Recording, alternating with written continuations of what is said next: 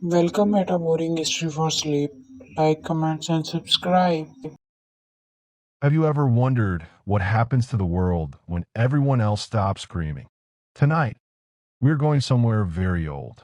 Somewhere wrapped in thick emerald moss, endless misty forests, and the quiet weight of 1,000 forgotten winters. We are stepping into the deep, echoing history of Germany. But close your eyes, there are no battles here tonight. Only stone, shadow, and the slow, heavy breathing of time. Let yourself sink right into the pillows. Let the rest of the world fade away. Long before there were borders, before there were kings with golden crowns or cities of stone, there was only the Silva Carbonaria, the charcoal forest. To the ancient Romans, this wasn't just geography. It was an edge of the world, a place where the light died out beneath a ceiling of woven branches, and the air smelled eternally of wet earth, moss, and damp pine needles. Picture it with me. If you walked through those trees 2,000 years ago, you wouldn't hear human voices.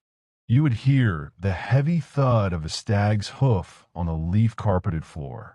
You would feel the sudden, damp chill of a mountain fog rolling down from the Harz Mountains, wrapping around your ankles like invisible silk. The tribes who lived here, the Germanic peoples, didn't build grand marble temples. They lived in low-ceilinged timber huts dug partially into the earth, designed to trap the warmth of a hearth fire against the brutal, howling bite of northern European winters. Outside, the wind whipped through the canopy, sounding like a chorus of deep, sighing breaths. Inside, families huddled close together, watching shadows dance on mud-plastered walls, listening to the logs spit and hiss. Time moved differently back then. There were no clocks, no schedules, no deadlines. There was only the rising of the sun, the freezing of the rivers, and the long, dark, endless nights where the fire was the only barrier between man and the dark. Can you picture the sparks drifting upward into the thatched roof? Just watch them float, up, up, and disappear into the dark. As centuries drifted by like autumn leaves, those muddy forest tracks turned into stone roads, and those timber huts transformed into something entirely impossible. Castles, perched high on jagged cliffs, staring down over winding, dark rivers like the Rhine and the Danube. These stone fortresses were built to conquer the landscape. Think of Elt's Castle or the brooding ruins tucked away in the shadows of the Rhineland. They weren't just built, they were carved out of the very bones of the mountains. Imagine standing on a stone battlement at midnight. The air is crisp, biting your cheeks with a refreshing coolness. Below you, the river flows like a ribbon of dark obsidian, completely silent except for the gentle lap of water against ancient bridge pillars. Thick rolls of fog rise from the water, swallowing the lower towers, making the castle look as though it is floating entirely in the clouds, disconnected from the earth below. Inside those massive stone walls, centuries ago, lords and servants alike wrapped themselves in thick wool and heavy furs. The torches flickered against vaulted ceilings, casting long, lazy shadows that stretched and shrank with every gust of drafty wind. Tapestries hung heavy on the stone walls, damp from the river air, muffled every sound. It was quiet, a deep, heavy, medieval silence broken only by the occasional clank of a guard's armor or the heavy, rhythmic breathing of a sleeping hound by the hearth. Let your breathing match that rhythm now. In and out, slow, steady, heavy as stone. We follow the river now, flowing past vineyards terraced into steep, slate-gray hillsides where the vines sleep through the chill. The grapes are heavy and dark, soaking in the last drops of autumn moisture before the frost claims them. Every bend in the river holds a ghost, a story whispered from one generation to the next, lost in the hum of the night wind. But you don't need to chase the stories anymore. They are safe here, locked away in the valley's deep, timeless embrace. The night grows deeper, The stars overhead are bright, cold, and entirely still. Let your mind drift down the river, past the stone towers, past the dark forest edge, floating safely into the quiet dark. Welcome back. Let the heavy relaxation from the first half carry you even deeper.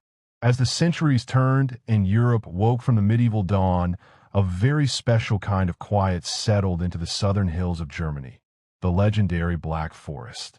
Picture a small, wooden chalet tucked deep into a snowy ravine. Outside, snowflakes fall in thick, lazy curtains, blanketing the pine trees in white velvet. There is no sound of wagons, no shouting in the streets. Only the muffled crunch of fresh snow and the soft whistle of winter wind sliding down the chimney. Inside that warm, amber-lit cabin sits a clockmaker. By the glow of a single tallow candle, surrounded by walls of stacked pine and the rich scent of carved walnut wood, he works with microscopic precision. Tick, tock, tick, tock. He carves tiny wooden cogs, delicate pine cones, and little singing birds out of soft linden wood. Every movement of his hands is slow, deliberate, and meditative. He isn't rushing. Time here isn't something to fight against. It is something to measure drop by drop, like water falling into a still pond.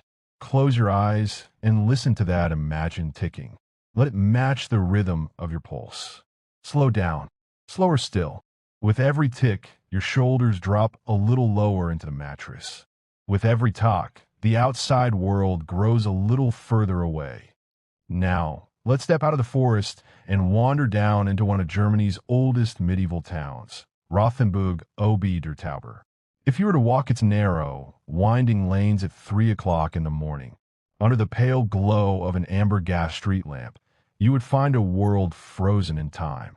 The timber-framed houses lean gently toward each other across the street, their high-pitched roofs heavy with age and history.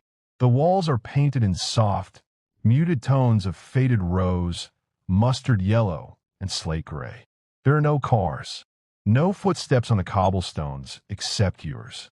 You run your hand along a rough, cool stone wall that has stood there for over 600 years. Generations of hands have brushed against this exact same stone.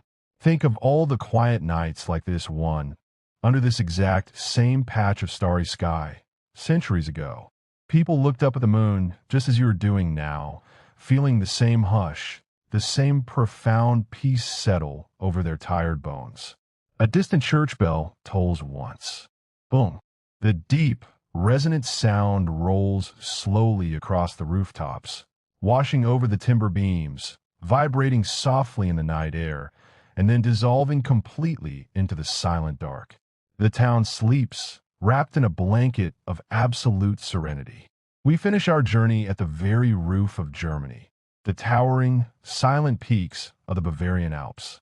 Way up high, above the timberline, where the jagged limestone cliffs pierce the night sky like sleeping giants, the snow lies deep, pure, and untouched. Up here, the air is thin, crisp, and impossibly clean. Down in the valleys below, tiny village lights twinkle like fallen stars. So far away, they look like warm embers dying down in a hearth. The wind up here doesn't howl. It whispers ancient secrets through the ravines, moving across the white expanses with a soft, sliding hiss. There is nothing to disturb the peace. No demands to meet, no thoughts to chase, no future to plan. There's only the mountain, the night, and the vast, beautiful expanse of quiet. You have traveled through ancient forests, walked across castle battlegrounds in the mist, watched the clockmaker carve time itself, and stood beneath the frozen peaks of the Alps. Your journey through the quiet history of Germany is complete. The night is deep. The air is warm. Your body is heavy, heavy, heavy. Let go of the last remaining thought and drift completely away into a deep, dreamless sleep. Good night.